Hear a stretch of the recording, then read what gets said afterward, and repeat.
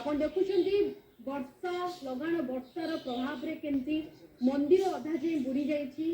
संबलपुर बलांगीर केन्दुझर माँ भट्टारिका मंदिर बड़म्बार सब अंचल विजुआल आसी आपण देखुछंती मंदिर अधा जे बुड़ी जाइछि। लोक माने मंदिर को जाई पारना पूजार्चना करि पारना चारिआडे पानी पशि जाइछि। पूजा मध्य अनेक जगह रे बंद रहिछि।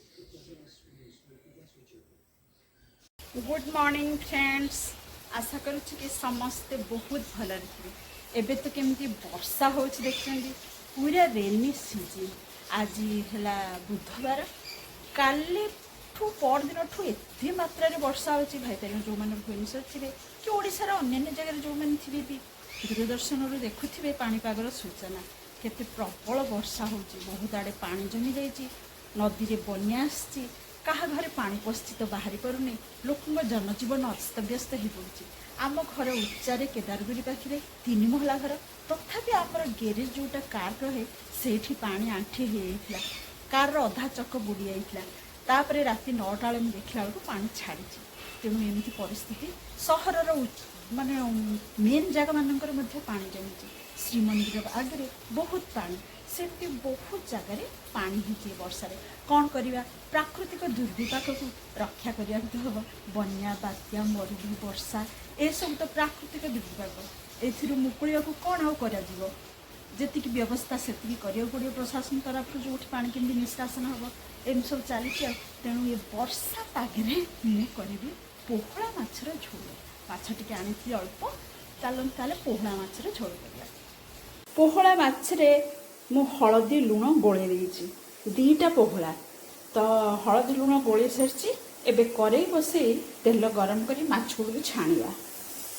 ये तेल हे गरम हो गलानी, माछ सब पकईदबा। कड़े रे माछ सब पकई आपको भल भाव छाणी आनिबा। माछर भजा हे रेडी हो सारी। झोल करने जो सामग्री आवश्यक ये रखी मु कटा पियाज, गोटे टमाटो, अदा रसुण लंकार पेस्ट, आउ कि एटा लंका पाउडर, जीरा पाउडर, गरम मसला पाउडर, ये छोट पथुरी गोटे से रखी। एति जिनस दरकार। तेल गरम हो सारे आम तेल पकईदबा पियाज।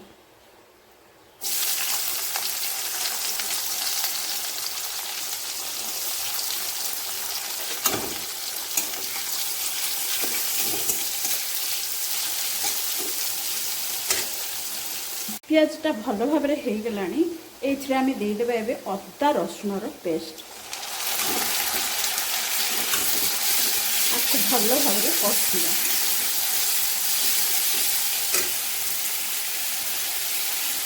मसलाटा भल भाव में कषि हो आसलानी। एबे आम पकईदबा टमाटो, गोटे भाया टमाटो।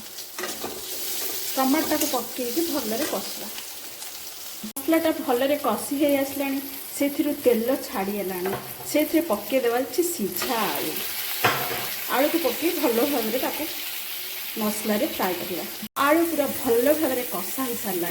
से आवश्यक अनुसार देदेवा पानी। झोलटा फुटिलानी। यही समय पकईदेवा माछ तक।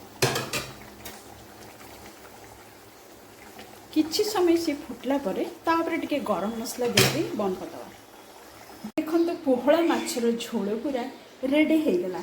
वर्षा दिन में गरमा गरम भात सहित यही पोहला माछर पातला झोल बहुत खाया को टेस्ट लगे।